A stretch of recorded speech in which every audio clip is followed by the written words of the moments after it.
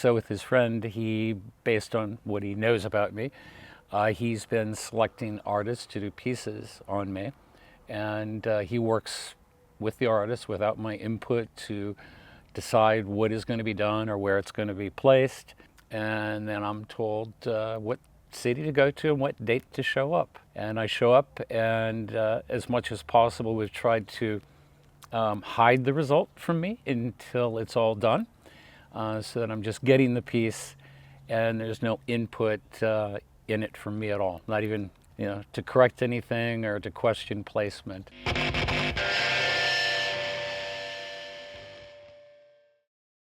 Hi and welcome back to another episode of Face Tattoo Talks. My name is Joachim Stijls, and for the past 5 years I've been photographing people with face tattoos. You can check out some of my work on my Instagram, which I will link down below in the description. More recently I also started doing video interviews. My previous episode was one with Jeroen, owner of a strongman gym, and of course heavily tattooed with a lot of face tattoos. If you haven't seen that episode already, go check it out. You can find it on my channel. For this episode I interviewed Johnny. A while ago I got a message from Barry Blackmagic, the very first person I ever photographed for the Jobstoppers series, telling me about a guest that he was having over and would be tattooing for a couple of days. He sent me a photo of Johnny and I immediately knew that I had to photograph and interview him. You may have seen some of his photos pass by on my Instagram, and I finally managed to wrap up this interview. Johnny has one of the most interesting collection of tattoos I've seen so far and is currently working on a very interesting project about which he'll tell you a bit more in this interview. If you like these types of videos, please feel free to like the video, share it with your friends who might also find it interesting, and if you want to stay up to date on future videos, be sure to subscribe to the channel and turn on your notifications.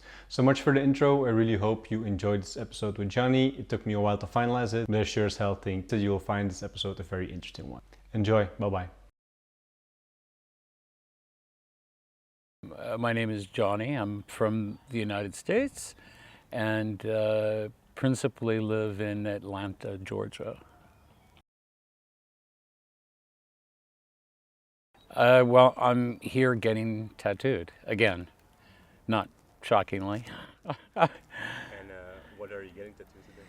Well, it's kind of a recent project. I've had my bodysuit and pretty solid coverage now for many years. I think 35 years for some work, almost 40, and had thought about how to change things up, or wanting, over the last 30 years, you've seen so much interesting new work, and you kind of wish you could get that too, and how do you combine that or do it with work you already have? And finally decided that I thought what would look really interesting with a lot of the color work that I have is adding to it by doing black Blastover work, that the contrast between the two would create an interesting background, and it's kind of fun to be starting again and getting new work from new artists. So what in particular are you getting today? Well, that's not something I know just yet. Part of the process for this project, in talking to a very good friend, I'm so indecisive on what to get or what you should do. And we've traded pictures a long time about different artists' work we like, and people that I follow on Instagram, etc. And he shows me what he likes, and came up with the idea that because I really couldn't make a decision on what to get tattooed, and he wanted to take control of the decision-making process.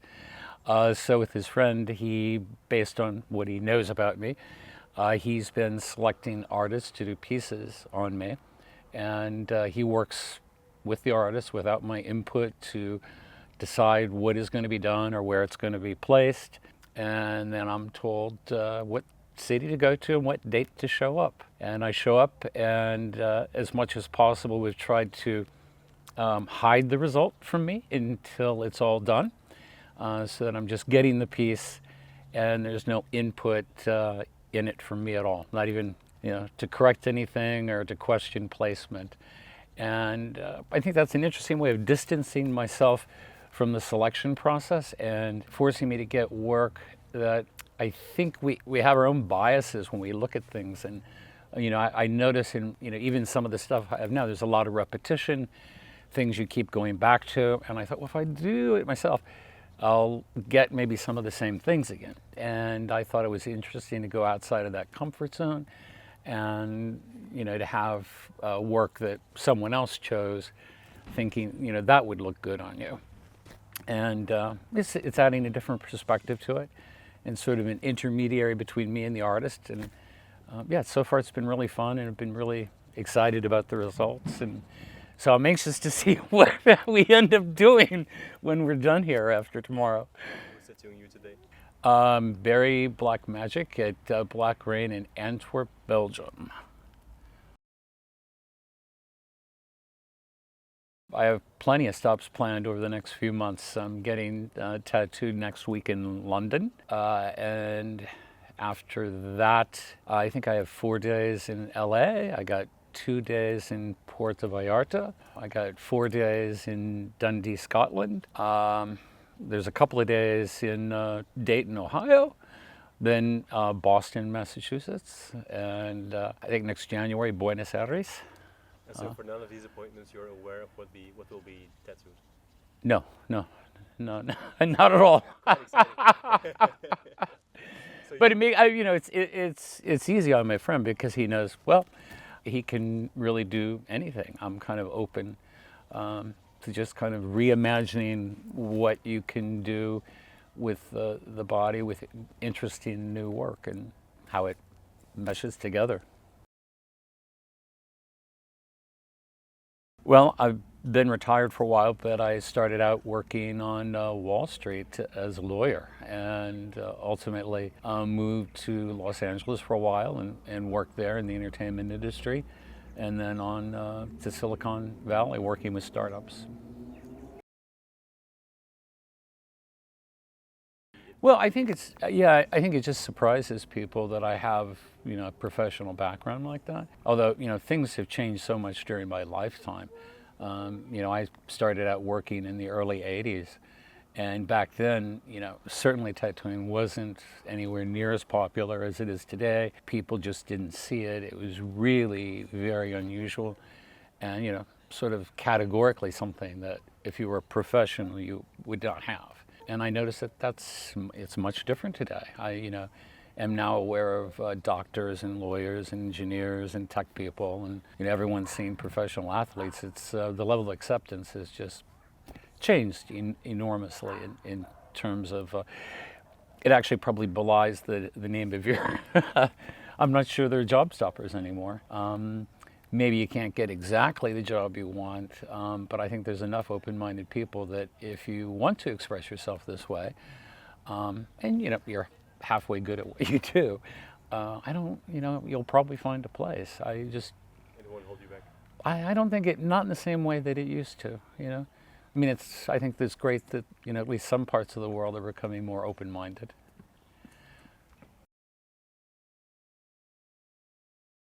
It's a good question. I wish I knew. It's just been something that's always been with me. I can remember as a small child be fascinated when I saw.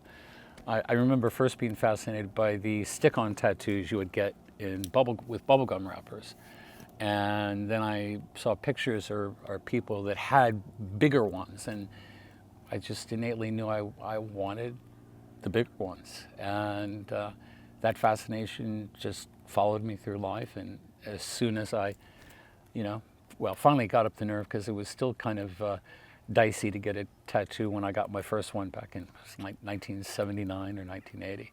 Again, I was in college, not something you're supposed to do. So where and what was your foot? I got the very first one of all places in Amsterdam. And what did you get? Well, it's like a eagle and snake. This one right here. Holding up very well. Yeah, it is. I still got it after that long.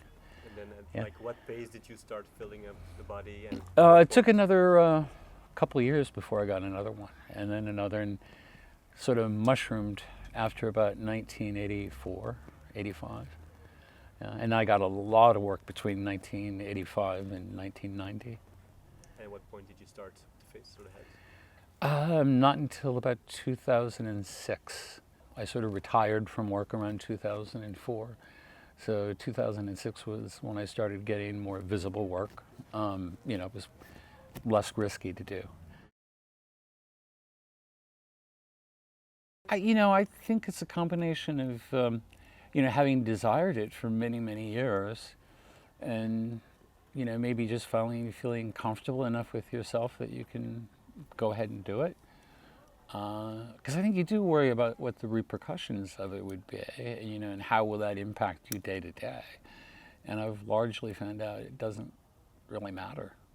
If anything, it's led to a lot more positive experiences, I think it's been great. Not that I would tell anyone they should go ahead and do it, but I think if you're going to do something like that, it just comes from inside you. It's something you desire. I am curious. I was just talking yesterday, I think, to Barry about this, that the desire to modify our bodies to express yourself seems to be innate to human beings because it's existed for thousands of years.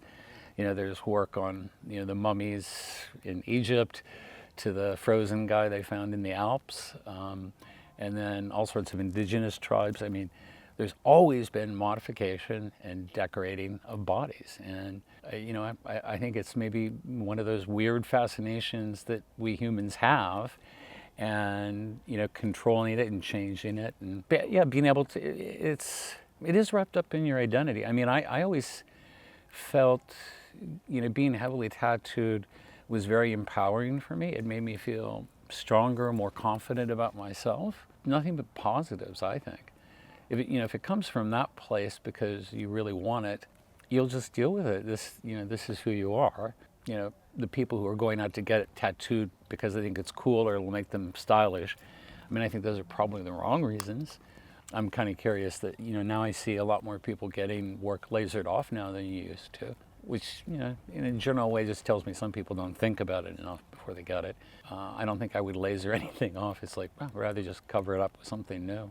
It just seems pointless.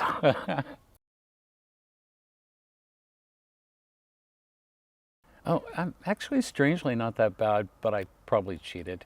A friend who does cosmetic tattooing, the original artist on the face had gotten very close, but to get really in tight on the eyelids and around there, she came and tattooed and used a numbing cream with a lidocaine agent. So it was a little, I don't remember it being that bad, but I think it made her feel safer, so I don't twitch or something. The eyes themselves. I had those done last summer, again, largely at the idea of my friend that I play with. But it's something I sort of wanted for a long time. I was fascinated by it. But I think I at first had to convince myself that it was safe or that it could be safely done. Knew someone who has very good reputation for it, so went to see him. Yeah. And body mod wise, you also have a split tongue? Yeah.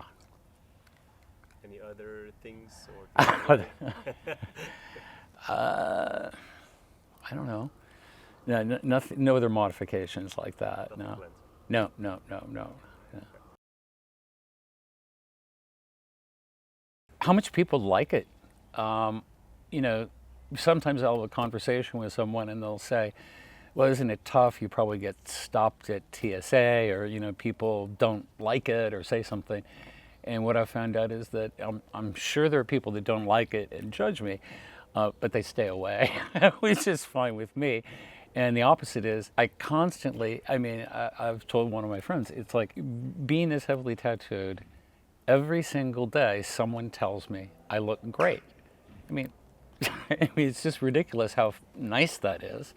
And so I've had so many nice interactions from people who, appreciate that it's different or that it's my own self-expression. I've heard lots of very positive comments, and I think as heavily tattooed for as long as I've been, I can only think of 2 instances where anyone really said anything negative to me. And one of them, I think the individual was heavily on drugs.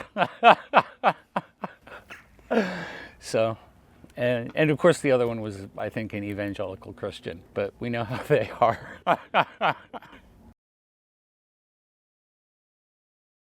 Yeah, that's like asking movie actors who's the favorite person they starred with or something. I'll put it this way. there's probably only one person I had where I thought it was a slightly negative experience getting tattooed, and everyone else has been great. You know, and I like chatting with people. Most of them become your friends, and it's just, almost by nature, it's a good experience because it's, you know, there's the intimacy of agreeing to let this person contribute to something that you're going to wear the rest of your life. I think that's a very special relationship. If you're in it for the right reason and not to be a celebrity because you appreciate the art and you understand, you know, it's a transformative experience for people and what it can do. I mean, I think it's really empowering in a way about, you know, it's creating your own self-identity, saying, you know, this is how I want to show myself to the world. This is me, it fits me. And if you don't like it, I don't give a fuck. I mean, I kind of says it all right here. I don't have to say that. Just by virtue of having been around so long, I've met and talked to a lot of probably artists that you'd recognize. I started going, there was something called the National Tattoo Convention in the United States, and for many years they held conventions. And I started going to them, I think in 1983 or 84, and attended them for many years, and just, you know, all these people like Lyle Tuttle and Ed Hardy and, you know, all the, Jack Rudy, who just passed away, Shotzi Gorman, who also just passed away. That's how old I am. some of those guys that I met have all, you know, gone on. So yeah, I've just had the opportunity to meet and talk and, yeah, get to know many of those people.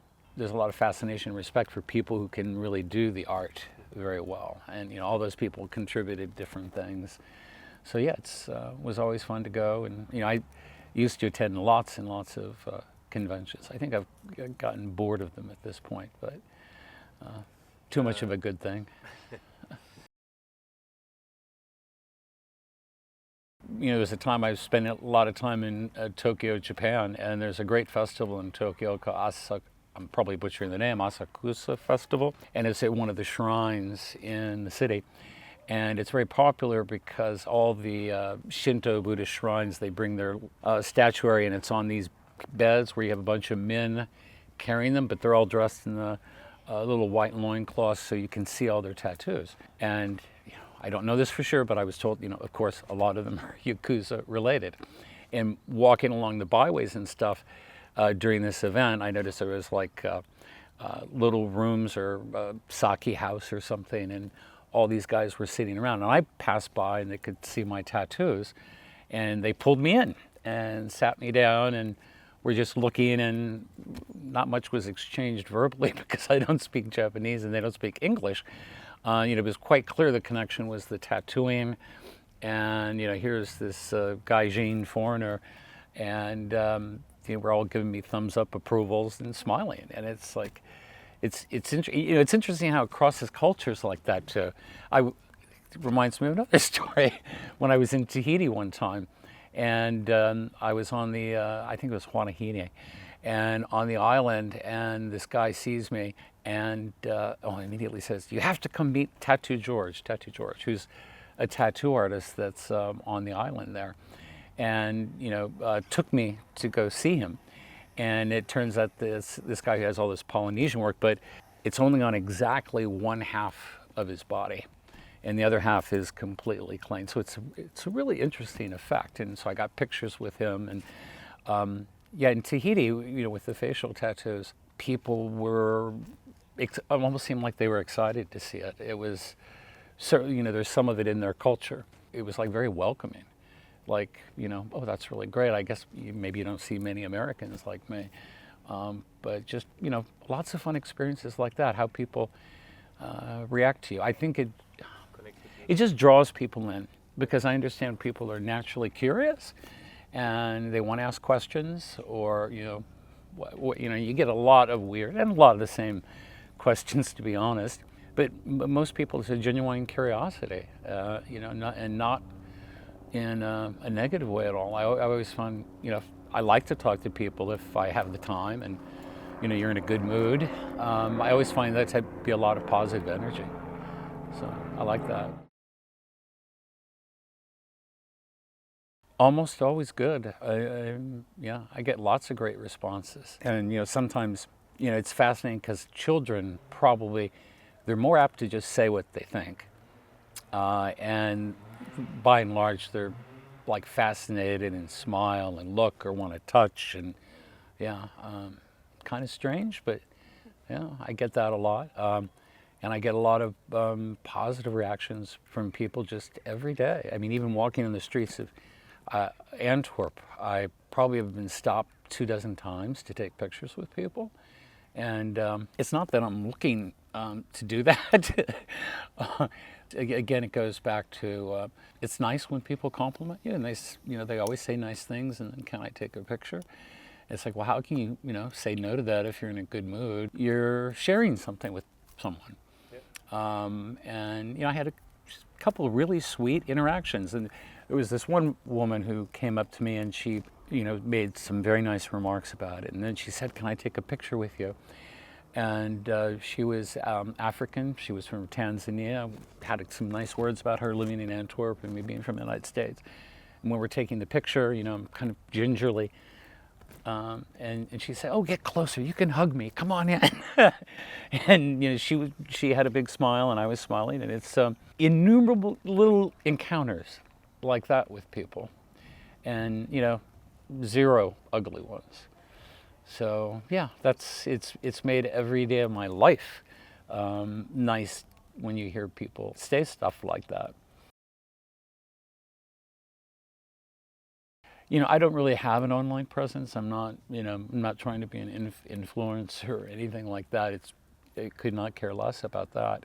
But I see on other blogs and IGs I read, people say ugly things. They do, and the internet just allows that anonymity where people don't have to think of being civil to one another. They don't have to. I guess when you're out day to day and you meet people face to face, part of the social contract is shows some deference and respect. And when you can sit in a dark room or in front of your phone and just whatever negative thoughts you have in you, let them come out. It just makes it so easy to do that, which I don't think is a good thing. Everyone can respect each other. I mean, I certainly might see someone who's made some choice in life about their dress or whatever, and maybe I don't like it. But everyone comes from their own place. You don't know how did that person get here. You don't know what their cultural background was. Why, do they do the things they do, or how do they dress? Can't you just step back and appreciate it? Well, yeah, they're different than me, but God, isn't that great that there can be so many different people in the world? And if we just appreciate each other for those differences, instead of making that a reason why you would, treat this person different than another person. So, I don't know, being too philosophical. I think I'm out of questions. Thank you so much for Okay. sitting down with me and taking the time to do this. You're welcome. Nice to meet you.